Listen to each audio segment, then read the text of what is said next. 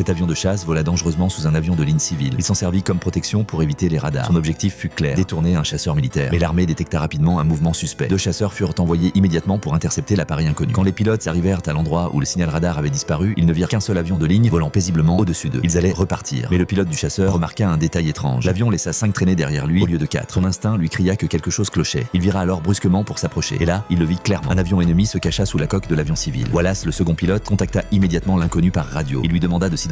Aucune réponse ne vint. À la place, le pilote fit un geste moqueur. Puis, il changea soudainement de trajectoire. Les 2 chasseurs traversèrent les nuages. Quand ils retrouvèrent un ciel dégagé, ils furent choqués. L'avion de chasse avait déjà manœuvré et se trouva maintenant juste derrière le chasseur 2. Wallace comprit qu'il fut verrouillé. Il comprit aussi que le tir partirait bientôt. Voyant le danger, Marqueri demanda l'autorisation d'ouvrir le feu. Le quartier général n'eut même pas le temps de répondre. Le Mirage lança un missile infrarouge droit sur Wallace. Contre toute attente, le centre de commandement ordonna qu'aucun combat ne fût engagé. Marqueri vit la vie de son partenaire suspendue à une décision. Alors il prit un risque énorme. Il coupa sa radio, ignora les ordres et attaqua l'avion de face pour sauver son ami. Après un combat aérien intense, les 2 jets réussirent à rentrer à la base. Mais au lieu d'être félicités pour leur courage, ils reçurent un ordre et durent se présenter immédiatement devant le ministre de la Défense. Le film s'appelle Skyfighter. Foncez le voir.